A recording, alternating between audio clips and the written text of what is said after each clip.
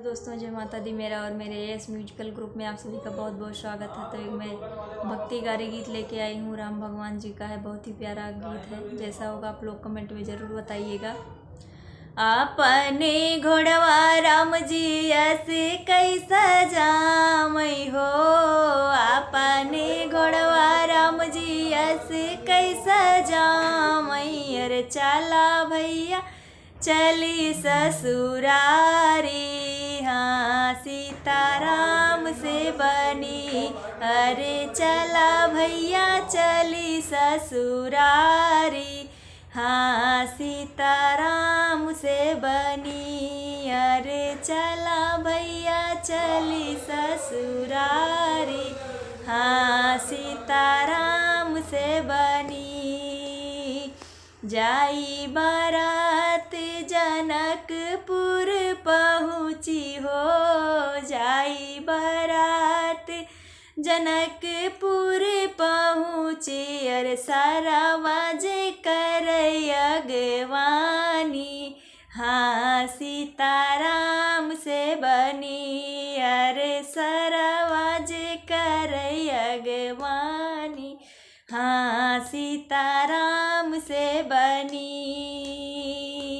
जाई बारात दुआरवा पे पहुँची हो, जाई बारात दुआरवा पे पहुँची। अरे सासू जी आरती उतारई, हाँ सीताराम से बनी। अरे सासू जी आरती उतारई, हाँ सीताराम से बनी।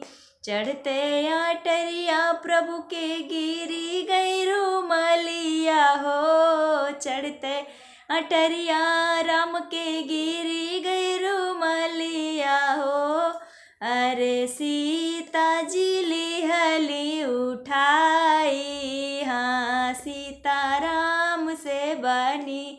अरे सीता जी लिहली उठाई, हाँ सीताराम से बनी। राम के रुमलिया सीता सखी का देखावई हो, राम के रुमलिया सीता सखी का देखावई। अरे सब सखी रही मुस्काई, हाँ सीताराम से बनी। अरे सब सखी रही मुस्काई, हाँ सीताराम से बनी। यतनी हो सुंदर सीताराम के रुमलिया हो, यतनी हो सुंदर सीताराम के रुमलिया। यार कितना हो सुंदर भगवान, हाँ सीताराम से बनी। अरे कितना हो सुंदर भगवान, हाँ सीताराम से बनी। कवन कवन व्रत की हूँ मोरी सीता हो, कवन कवन व्रत की हूँ मोरी सीता। अरे वर तू ही पायु भगवान, हाँ सीताराम से बनी। अरे वर तू पायु भगवान, हाँ सीताराम से बनी।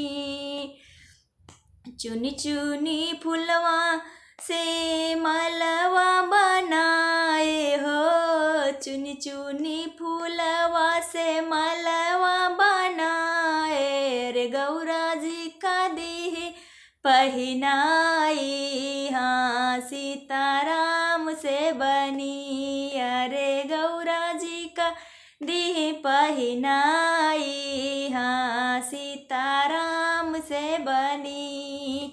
अपनी घोड़वा राम जी अस कैसा जामई। अरे चला भैया चली ससुरारी, हाँ सीताराम से बनी।